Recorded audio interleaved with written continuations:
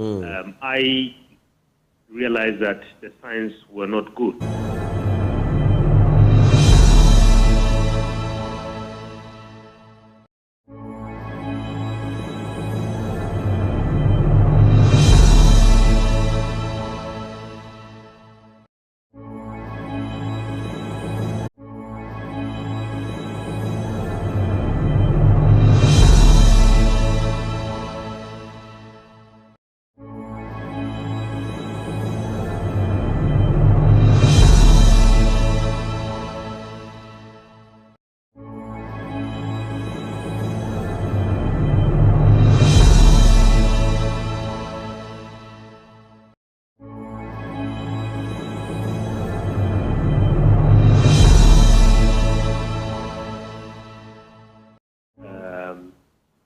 Even if we didn't get the clarity that we needed from the Supreme Court, which would have maybe put all these to rest. Hopefully, maybe we'll get some clarity from the Speaker, and one that perhaps takes the mood of the country into account, looks at, where we are, and generally look at, the persistent challenge that most democracies face today, the issue of trust, lack of trust. I mean, the Speaker himself said this recently. I attended his lecture in Lagos. He says the people who lead don't have trust in us. So, and this is not unique to Ghana. Data after data, in its recent the Afrobarometer report has indicated about our country as well as other African countries. So I just hope all these will be taken into account. When the Speaker steps into the chamber, he will be guided by all these, the bigger picture. I mean, some people might not be happy,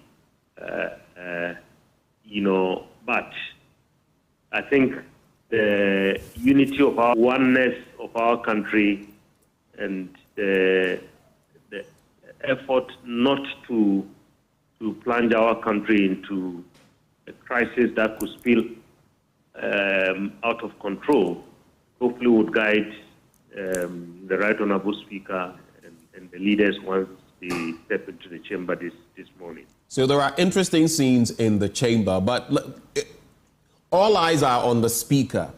Today, I don't know how to put this, but he would probably be the most powerful figure. Of course, I know the pecking order and how some things go, but all eyes today are on the Speaker of Parliament and what decision he will arrive at. Yesterday, I interacted with Roxanne Nelson Dafiamakpo, the South Dying legislator, and he made mention of the fact that for them, it's a simple matter. The Speaker could simply decide, okay, the Apex Court did not give us a clear decision law. So we're also going to adjourn Parliament, sine die, indefinitely, and until the court decides what the right thing is, that must be done. Remember that the Apex Court also did not decide on the matter. They just stayed the hand of the Speaker in terms of the execution of what he had delivered in Parliament, taking into consideration that this could become a contemptuous tit-for-tat situation. What would be your take? Yes. So, I mean, the Speaker could be a hero this morning, depending on what he does. And a lot of my friends who are, not too much involved in the processes of democracy and so on, have called me to say, why doesn't the Speaker just adjourn Parliament until just exactly what you are saying, referring to the member for South Dai. But I told them, look, at the last sitting, Parliament was not adjourned.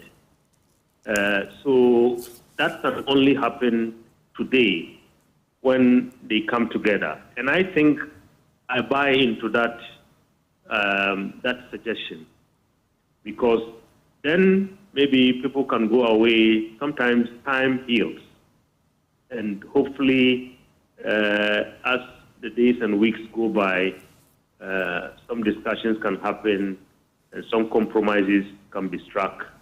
And in fact, there are even some who are saying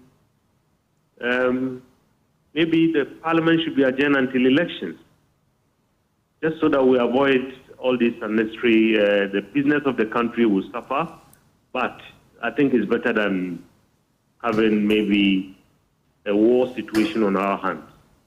So I hope those who are speaking to the speaker, those who have access to him, perhaps would advise him appropriately. And that is certainly one of the things to do, because tit for tat is not going to lead us in. Just a brief follow-up before I hang my virtual questions, so to speak. Is this on both sides? Is it not just a play of power? Because in the end, how many weeks are left in this parliament session, this life of parliament? Is it not just about egos on both sides? Just my final bit to you. I mean, seriously, Benjamin, I think you have put the nail right there. I mean, it's all about egos. I mean, I was on your program on Joy a few days ago, and one of your colleagues on the program called Honorable Apenyomak and called him the MP for the Futu, and he says, address me properly. Otherwise, this conversation will not continue, because I'm majority leader. This morning, I heard the Honorable Abuja being addressed as minority chief whip, and he told the journalist, please address me properly, I'm majority chief whip. Right there, I think that is what is at play. And beyond that, Benjamin, I think it's also about the issue of legacy.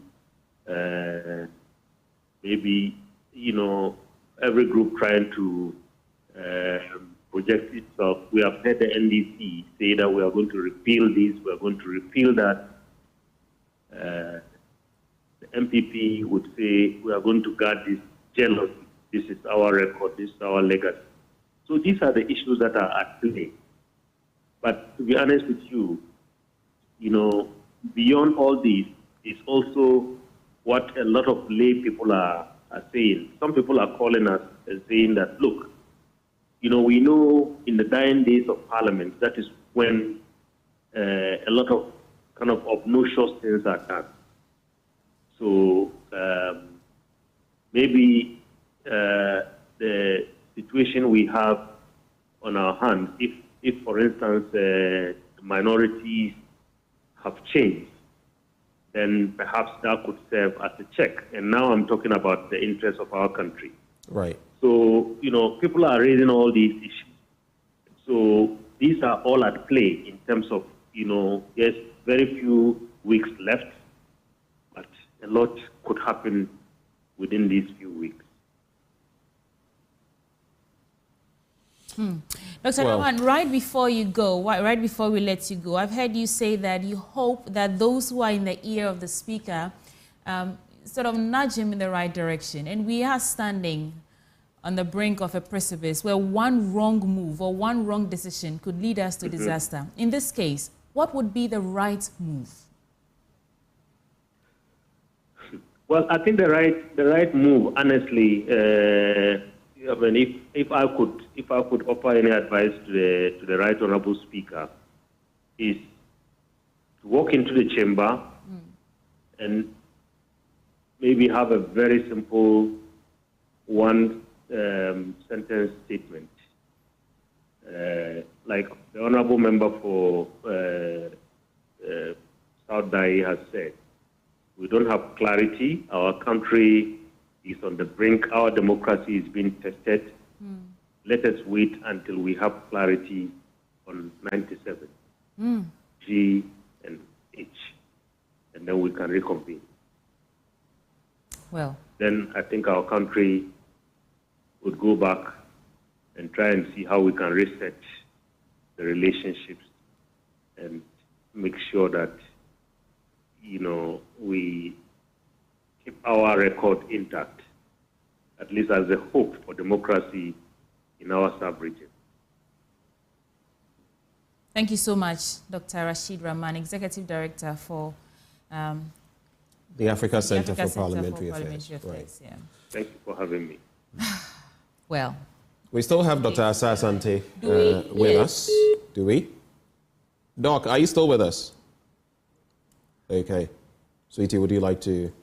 Doc, any quick reflections on where we've got to so far in the conversation? Yes, I will take it from where Dr. Rahman ended, and that what can be done if the speaker comes in. What is he expected to do to save the situation? He did say that yes, if they can wait for the Supreme Court to rule so that we can have clarity and move on. I would take it from there. It's a good point, worth noting, but there's more to it, more to it in the sense that it gives you an idea that all that we are happening. Part of the reason is that sometimes when issues like this, feature in the Supreme Court, they are not able to handle on time. Let us also remember that the Supreme Court has always been inundated with cases. That if you listen to the Chief Justice, some of the judges handling as much as 1,000 cases and all that, is backbreaking.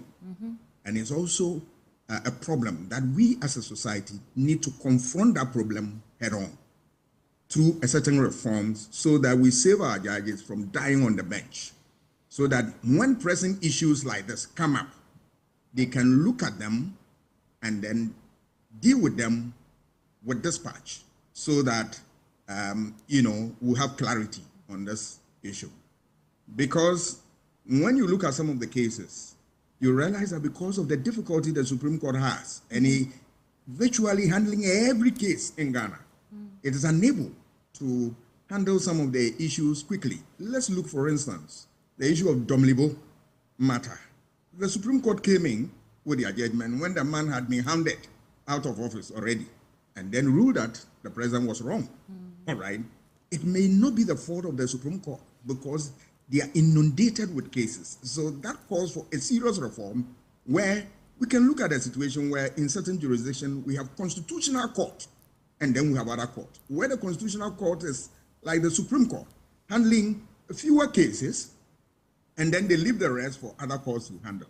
We need to begin to look at that so as to save our judges not to die on time, and then also save the democracy.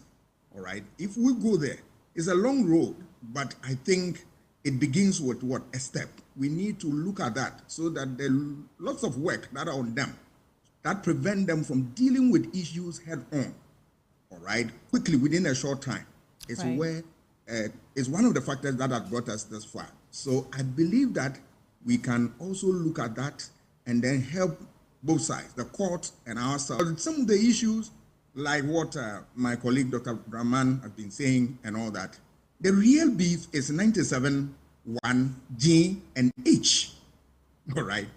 And that is what we expect the Supreme Court to rule on quickly and give us what? Clarity.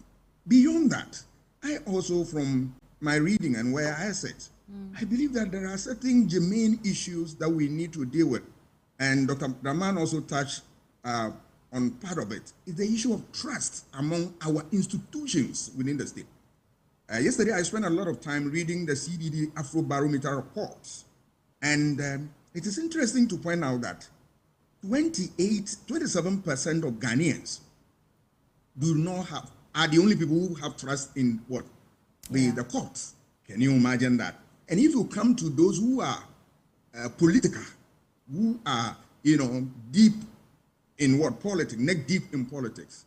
If you talk about the NDC, about 24%, and NPP, 28%. That is when you have NDC government in office. Those who trust the court 24%.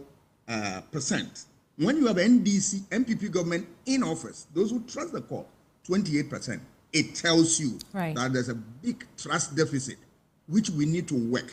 Part of it, the Supreme Court can also help us to work on what? The trust issue. And we as a society must also work so that the two entities, the Supreme Court and ourselves, will be able to arrive at a situation where trust will be there.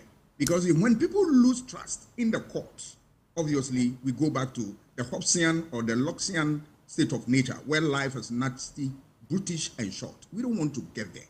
And that is why we set out the stage to create a government that the government will do our bidding by protecting our rights and our what? Property. Okay. And when they do that, they're entitled to obedience and social contract, simply put. So all that I'm saying that is another issue.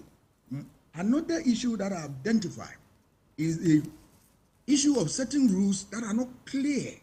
There are gray areas in the work of Parliament. All right, we need to clarify. And one is the 97-1 up to GNH and other ones. We believe that from time we need to, the court must come in and help us in no time, because some of these things will come up. Right. And the earlier the court deal with them, the better it will be for us, and then also move on. Right. Last point I want to talk about. I do want to bring you back a little bit. I mean, the Chief Justice did launch that initiative, Leading Justice, a few months back. And part of the elements in that Leading Justice is speed. So I guess what I want to find out from you is the swift response to injuncting or, ruling on this matter on declaring these 4 seats vacant and asking that the Speaker of Parliament stay execution on this. Is that something that we should be commending, because it feeds into her Leading Justice in terms of speed as an element of this Leading Justice initiative? No, this case has not been ruled upon. What I know, I'm not a lawyer, is that they have stayed the hand of Parliament to execute. But to constitute to put judges together in 24 hours to determine that is fine. But I would have loved, just a humble proposal, that the court would have given us the verdict quickly. Rule the substantive matter, and then we'll move on. Because once it drags, then it creates. Remember, this Parliament has a short period now to end the tenure or the life of this Parliament. So if we don't get it on time, then it's going to be problematic. Yeah, but the court also, let us not be oblivious of the fact that the court also is inundated with work, loads of work, and we as a society have not taken the trouble to help the court out of this difficulty. Once we should be able to start the conversation around this, to be able to find out how we can deal with this. Is it the case that we want to have a constitutional court, or want to just give certain cases to the Supreme Court to deal with, so that their hands are free to handle these things, so that people do not read politics into it? And that brings me to, when cases delay and all that, depending on which side of the political divide people find themselves and their own interests, they begin to speak against the court. They begin to politicize their decisions and all that. All right. But the difficulty here is that we as a society have not sat down to take certain relevant, examples to improve our lot. Okay. This issue came up, I started reading, and the issue of the political the political question doctrine comes in, where they develop that type of jurisprudence that help the court to stay its hands out of areas that is political in nature, that can also undermine the work of the court. I think we as a society, we must begin to gravitate towards this end, to build that thing, so that we save this court that we don't have any apart from this. We save it for it to do its work. It is important. If we look at the issue, the real issues are those gray areas that we have 97-1. That is all. So when we have these things dealt with by the court in no time and all that, you realize that all these things will be, and any other areas that are also gray areas, as soon as they go and then the court is free, the court is able to do that. Once we do that, we will limit the incidence of the attack that people give to the court, and then people to also give to political actors relative to any issue that is before court. And at the end of the day, I believe that when we're able to do all these things, we should breathe a sigh of relief and then strengthen the frontiers of our democracy. Okay. Thank you so much, Dr. Kwame Asah-Asante. And if we still have Mr. Amo on, I want to find out from him what their approach is to deal with these people who've been bussed to the premises of Parliament, as we speak. Do we still have Mr. George Amo with us? Yes, I'm here. But Has that come to your attention yet? Did you hear me? Yes, I can hear you. Go ahead. Yes. So I think Dr. Asah-Asante has also made some significant points. Yeah. I think we have to revisit the issue of the constitutional reforms.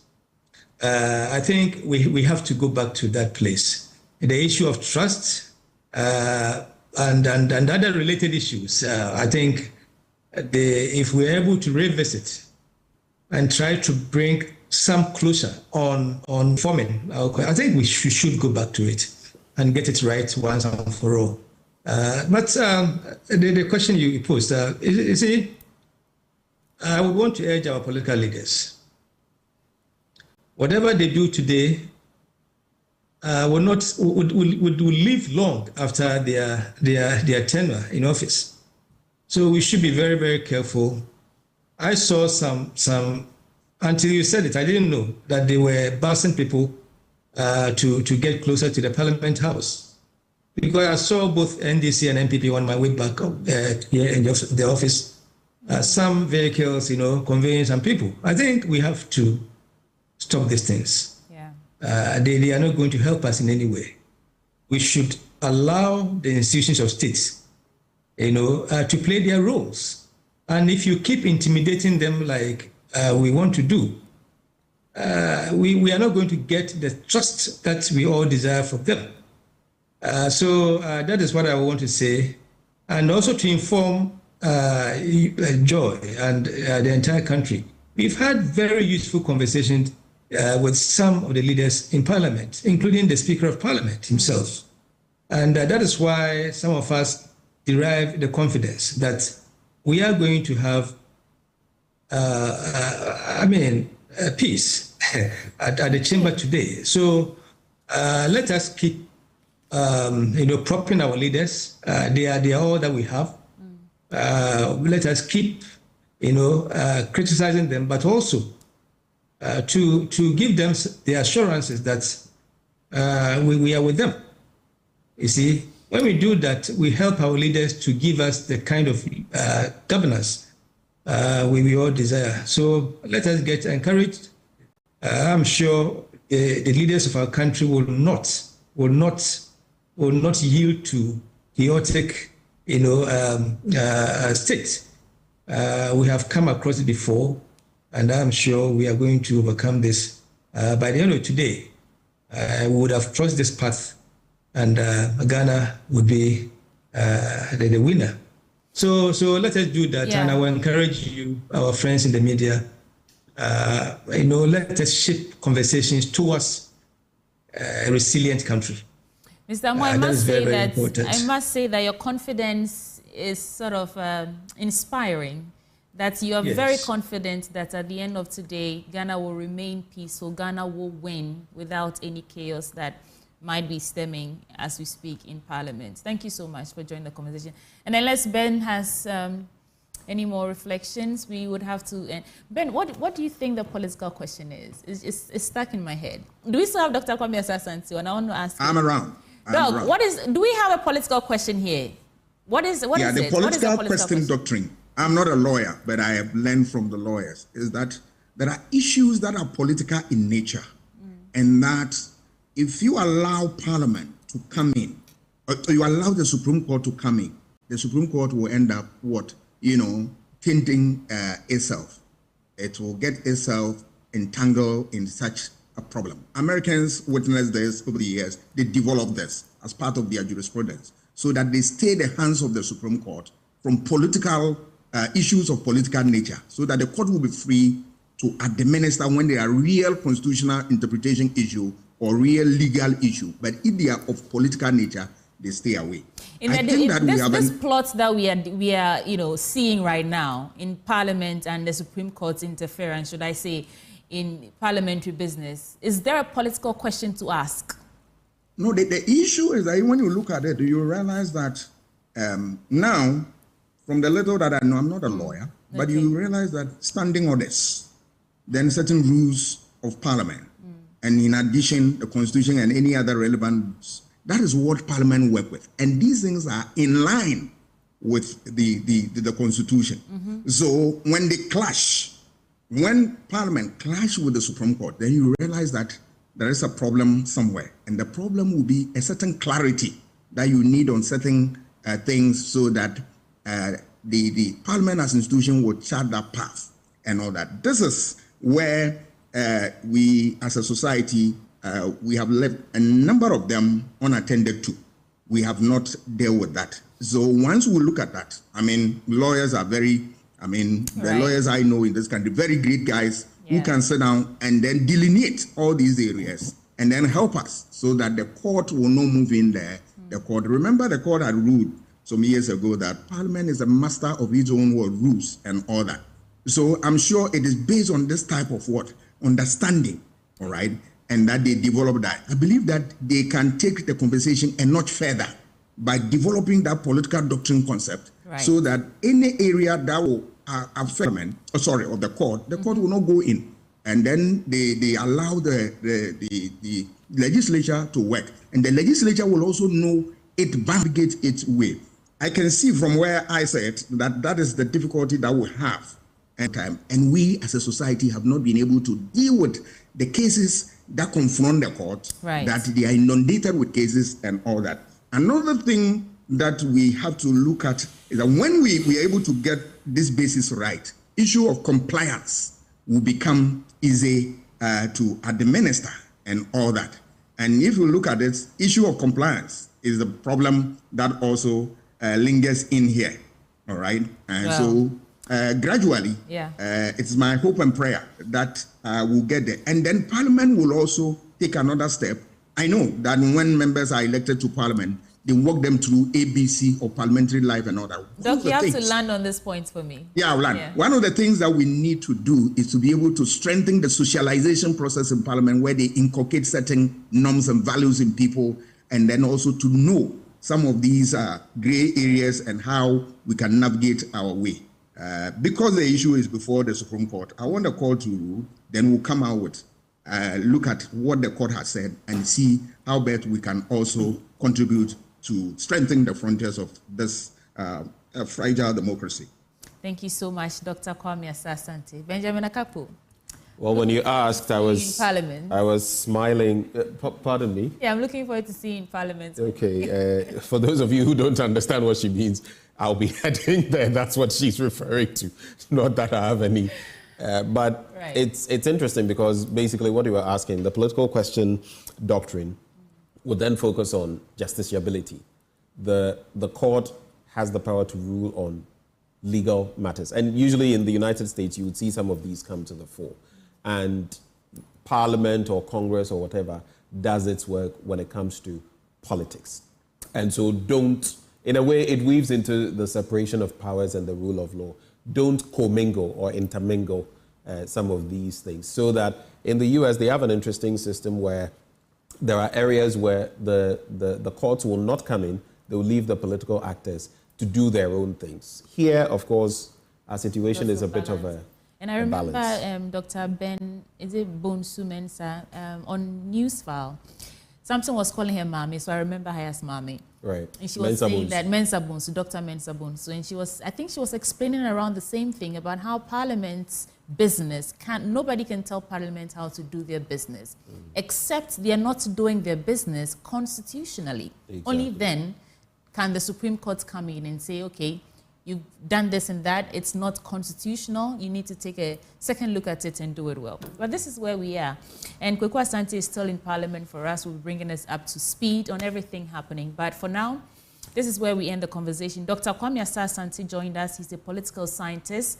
And we also had Dr. Rashid Draman, the Executive Director for Africa Center for Parliamentary Affairs, as well as Mr. George Amo, the Executive Secretary for the National Peace Council. Thank you for your time. There's a lot more coming your way. Don't go away. Oh, but right before we go, you have to take note of this important information. Medicas Hospital, a modern healthcare facility built with your recovery in mind. They have a message for you. They say they have spacious wards built with your family in mind, a warm and caring pediatric unit built with your children in mind. And we've assembled some of the brightest minds in medicine, led by Dr. Ya Osafo, the drive time doctor, to serve you. And we offer general medical services as well as specialist services in plastic surgery, obstetrics and gynecology, child health, urology, psychiatry, that is mental health, and eye care. Additionally, we offer a comprehensive medical diagnostic service encompassing endoscopy, medical laboratory services, x-rays, and scans. Also, medicines, and we bring you the most powerful medicines, and we bring you the most powerful medicine of all time. Simple that, and we accept all forms of payment, including from private health insurance companies. This is Medicas Hospital, and you can locate us at number 10 Kinso Street, near Ashaleboche School Junction. And you can also call on 0501 477 34.